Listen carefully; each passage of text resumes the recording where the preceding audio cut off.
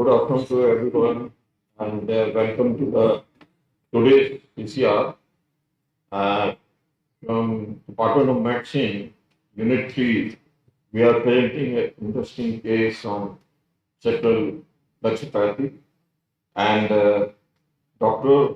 Himanshu and Dr. Himani will present the case, and we will have this. Thank you.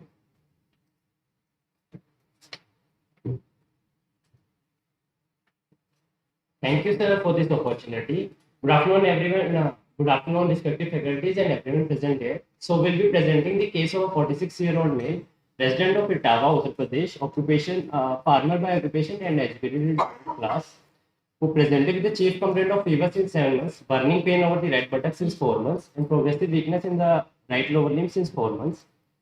So, patient had no prior comorbidity. He presented to the AIIMS OPD on 3rd of May 2025 with fever for 7 months. That was intermittent low-grade fever, not associated with chills or rigors, with no diurnal variation night. But there was significant loss of weight. That was about 8 kg in the last 2 months, with loss of appetite, with non-localizing symptoms. Patient also had burning pain over the right buttock for about 4 months. That was radiating to the right lower limb, associated with the lower backache. Patient also had slippers in the right foot without awareness, associated with numbness over the right lower limb with codomal sensation while walking.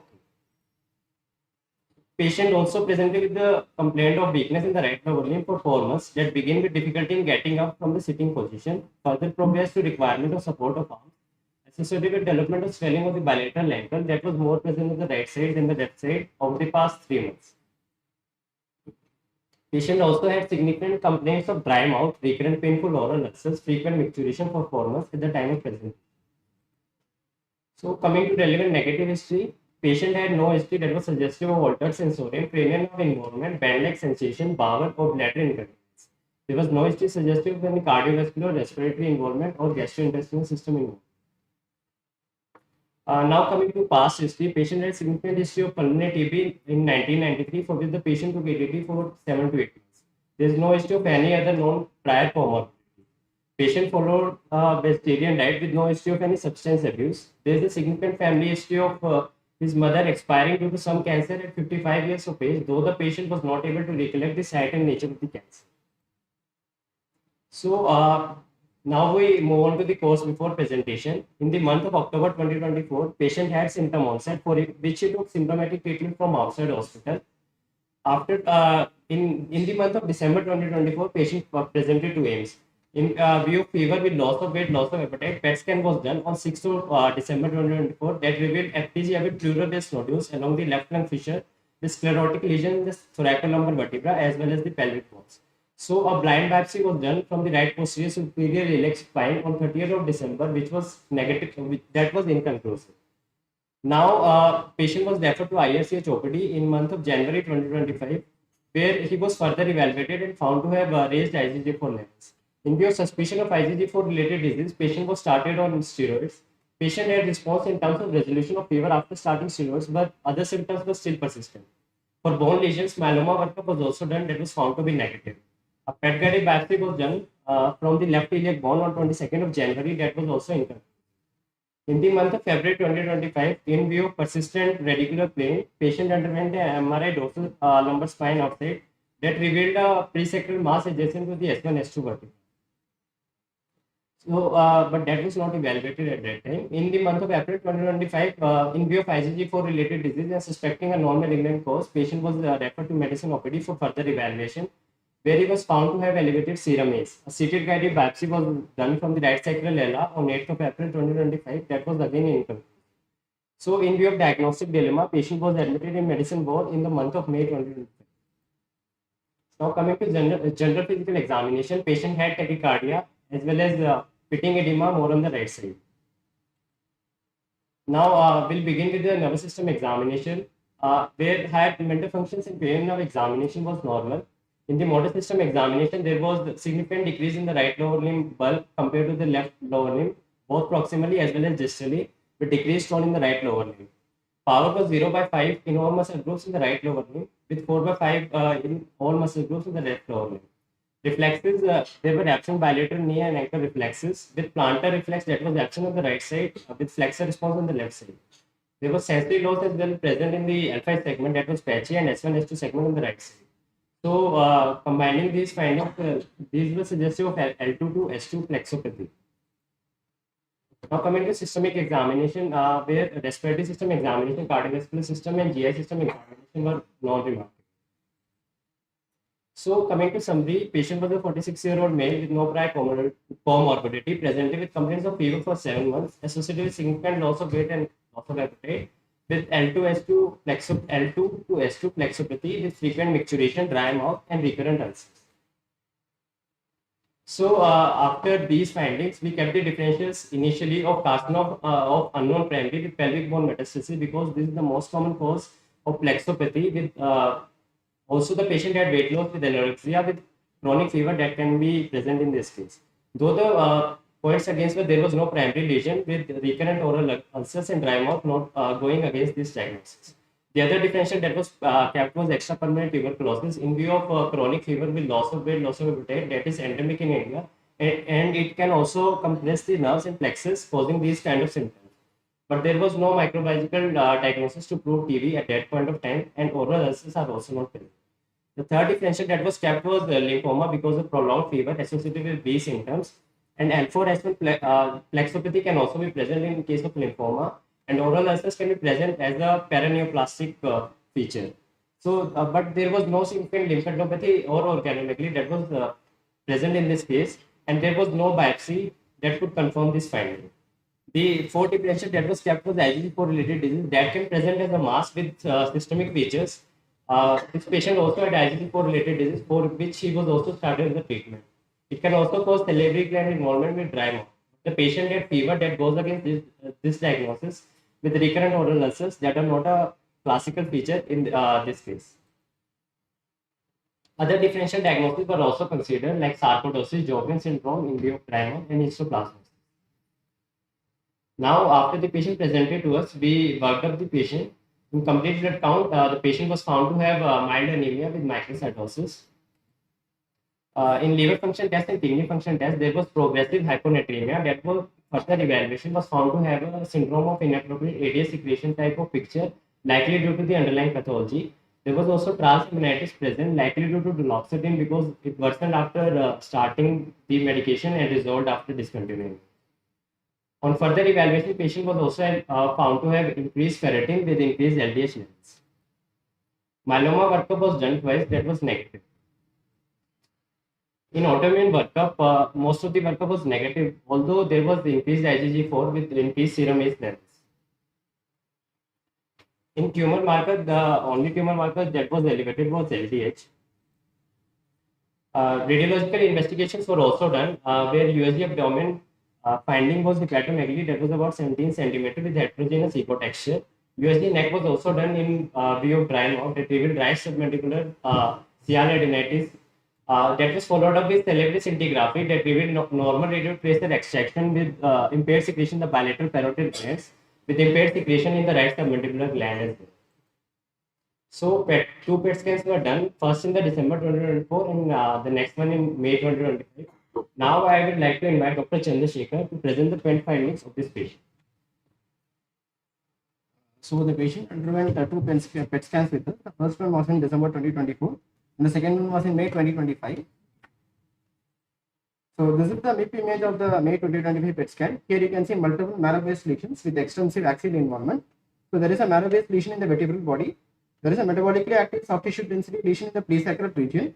There are metabolically active retroperitoneal lymph nodes, and there is a metabolically active isodense lesion in the tail of the pancreas.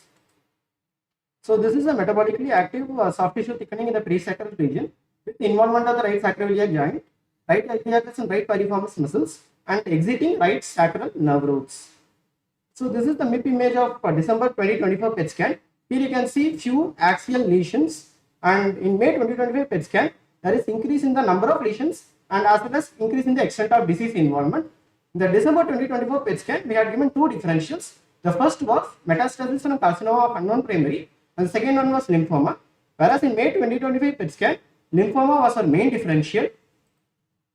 So this is the sacral involvement in December 2024 PET scan, and this is the sacral involvement in May 2025 PET scan, increase in the size of the lesion and extent of involvement. I'll give it back to Himanshu.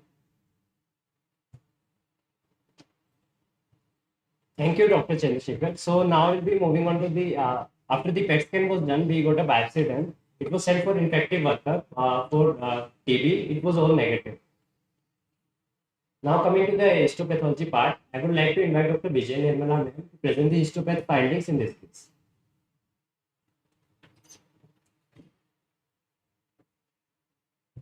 Good afternoon, everyone. So we received biopsy from the presacral soft tissue mass, and we got multiple fibromuscular pores. So we can see the fibromuscular tissue is infiltrated by intermediate-sized atypical cells. On immunohistochemistry, LCM was diffusely positive. On further IHC, CD3 and 20 were negative, and even other T cell and B cell markers were also negative. Then we performed CD30 and ALCL. CD30 showed diffuse strong membranous positivity, whereas the ALCL was negative. And also we got a bone marrow biopsy of the same patient, which was adequate, and it also showed infiltration by the similar tumor. So the tumor cells were diffusely positive for CD30, and we have given the diagnosis of ALK negative anaplastic large cell lymphoma.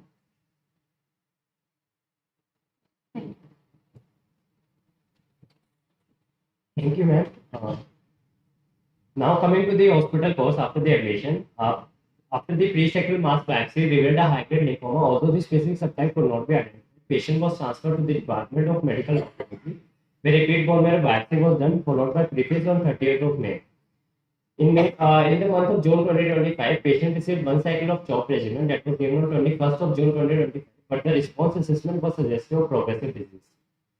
In the month of July 2025, the final immunophenotyping report of the presacral mass showed ALK negative anaplastic large cell lymphoma that also involved the bone marrow. So the patient was started on PPC regimen, that is prednisone, etoposide, procalcitonin, cyclophosphamide regimen with effect from 16th of July 2025. Patient also received first dose of brentuximab in view of strong CD30 positivity on 23rd of July 2025. In the month of August 2025, patient received the second dose of brentuximab, but unfortunately the disease kept progressing and the patient developed bilateral pleural effusion, the sepsis and septic shock that led to the unfortunate demise of the patient. Now I'll be inviting Dr. Himani for further discussion on this case. Thank you, Himanshu. Now we will be proceeding with the discussion.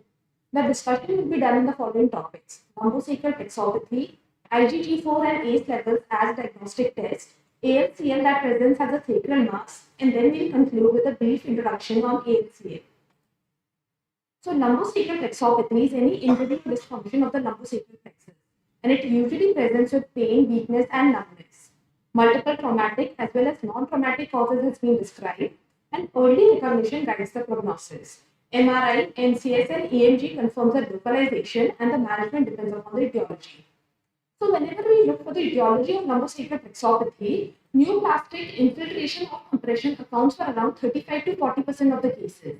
Other etiologies include radiation-induced plexopathy, traumatic or post-surgical, diabetic lumbosacral radiculoplexus neuropathy, vascular or compressive hematoma, or infective. Idiopathic causes remain for less than 5% of the cases. Malignant causes lead to lumbosacral plexopathy due to either direct plexus invasion or due to compressive lesions.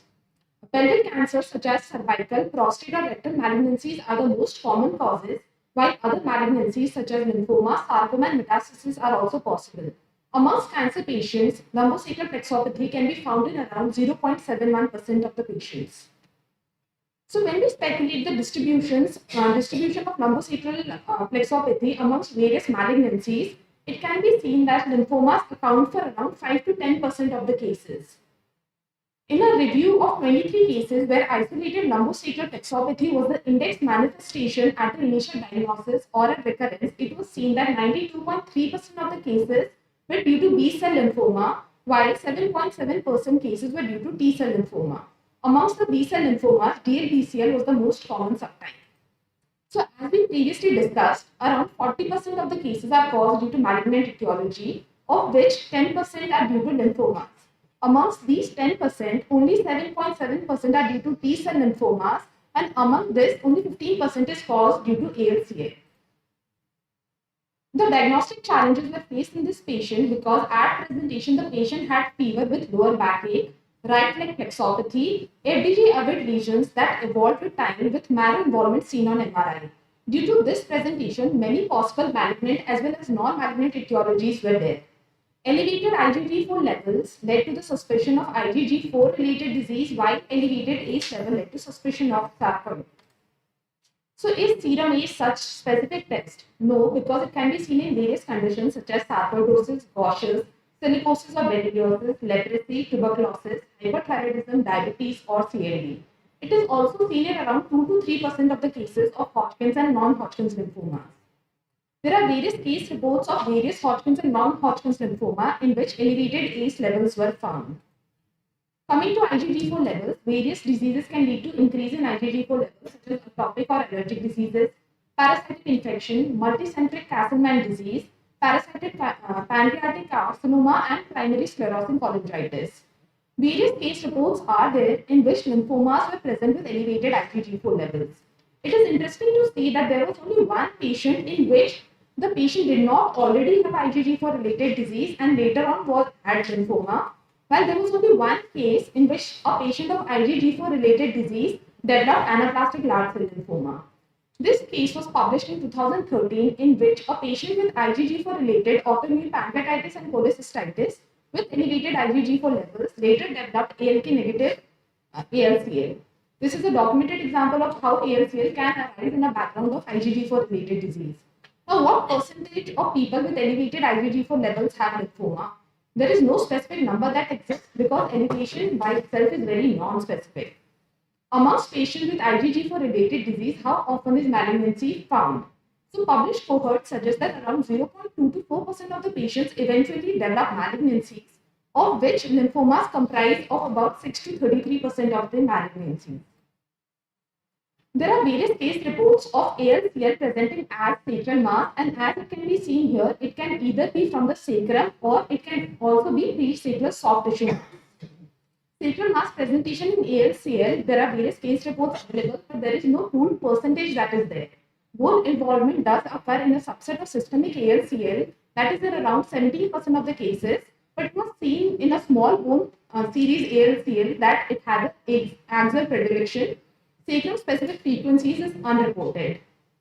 Now coming to a brief discussion about anaplastic large cell lymphoma. There are 4 subtypes that are there. First is leukemic, in which small cell variant of systemic ALK positive ALCL may have a leukemic presentation.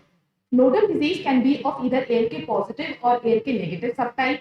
Extranodal disease is most commonly found in breast implant associated ALCL, and cutaneous lesions can present as primary cutaneous ALCL. So amongst pediatric non-Hodgkin's lymphoma, 20% of the patients have ALCL, while amongst adult population, only 3% have ALCL. The median age of presentation amongst ALK positive is 30 years, while amongst ALK negative is 55 years. And primary cutaneous ALCL presents at the age of 50 to 70. It has a slightly male predominance, especially if the tumor is ALK positive, and the prevalence is around 0.25 to 1 per lakh population. There is no viral etiology that has been identified yet. So the clinical features that is usually seen as lymphadenopathy that is rapidly progressive and present on both sides of the diaphragm, B symptoms in form of fever, weight loss and drenching night sweats, and extranodal disease. The prognosis of such patients depends upon the mutation that they harbor, that is either ALK, DSP22 or TP63. The IPI also is very important, especially the age and beta-2 microglobulin level. ALK positive systemic ALCL has a 5-year overall survival of 80%. ALK negative has a 5-year overall survival of less than 50%. Primary cutaneous has a 10-year overall survival of more than 90%, even with local lymph node involvement. While breast implant associated ALCL has a 5-year overall survival of more than 90%, but this is only if it is detected early and completely excised. It is important to note that ALK negative systemic ALCL has a poorer outcome as compared to the ALK positive subtype.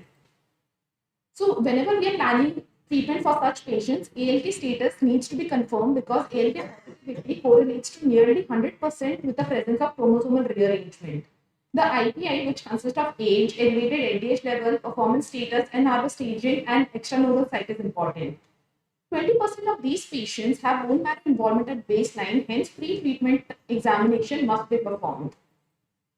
Coming to the treatment options that we have, anthracycline-based combination chemotherapy, brentuximab vedotin, which is an anti-CD30 drug conjugate that can be used, ALK inhibitors, histone deacetylase inhibitors, pralatrexate, stem cell transplants, and surgical excision or radiotherapies remain our options. The key takeaways that we got from this case was whenever we have a patient with prolonged fever, weight loss with plexopathy, we need to consider lymphoma as a differential even when there is no lymphadenopathy at the primary presentation. Pelvic malignancy is the most common cause of non-traumatic lumbosacral plexopathy. ACE and IgG4 levels are not disease specific. Revisiting the diagnosis and repeating the diagnostic test is essential. ALK negative ALCL has a poorer prognosis and hence requires aggressive management, and multidisciplinary evaluation and management is critical for patient care. I would like to thank the Department of Medical Oncology, Pathology, Nuclear Medicine, and Radiology for their guidance during this case. Now I would like to call Dr. Ranveer for his remarks. So thank you, Himani. So this patient has the protected course of the any fever with constitutional symptoms and the such neurological involvement. So and the finally diagnosed as the anaplastic large cell lymphoma. So the reason behind the keeping this patient to this forum is that as the lymphoma is the uncommon cause of the such neural involvement. Among the lymphomas, the anaplastic large cell lymphoma, which is the T cell lymphoma, which is the further uncommon.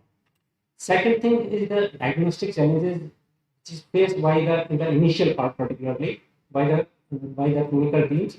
So as we have seen that there was the repeated biopsies was done which were the inconclusive, and the further the complexity is created by the elevated ACE level and the serum IgG4 level. So also these investigations are not the diagnostic for the particular any specific diagnosis. So the message is in such clinical scenarios as our case had, so we should consider the lymphoma as the one differential diagnosis.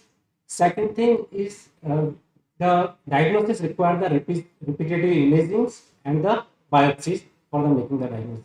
So now I would like to invite Dr. Prabhat Malik, who was involved in the case from the beginning, for his remarks.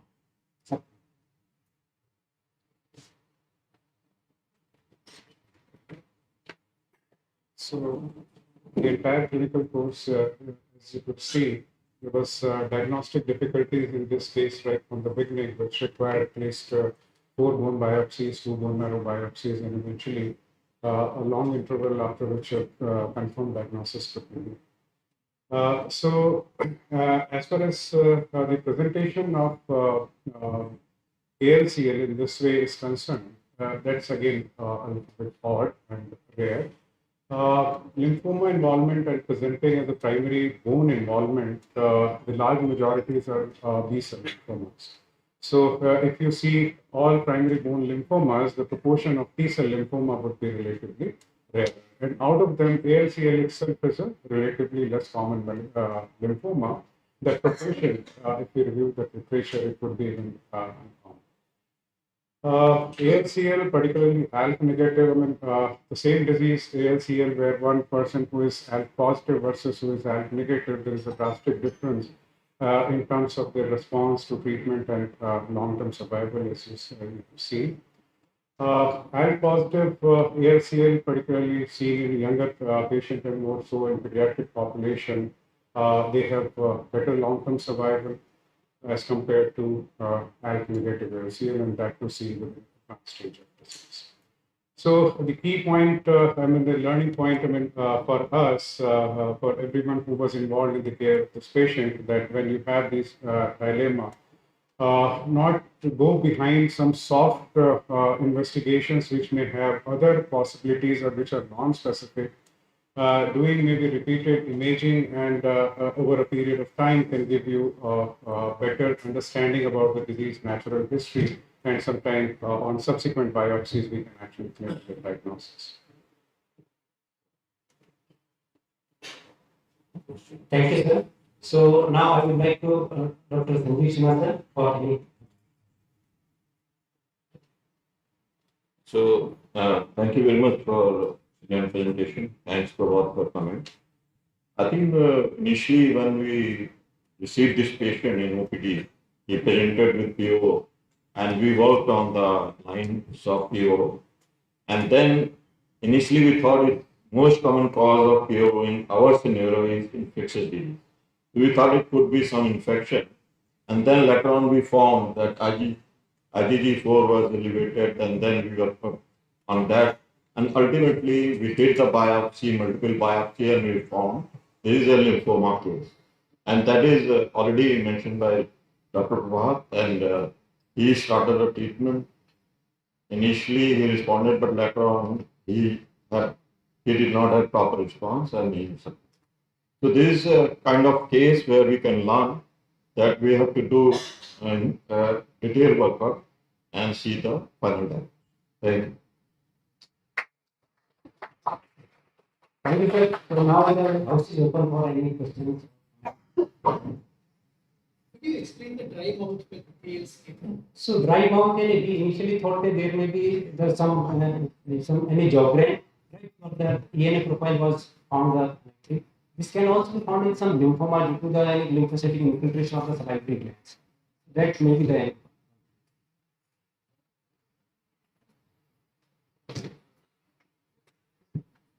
So if no any comment, then we can close.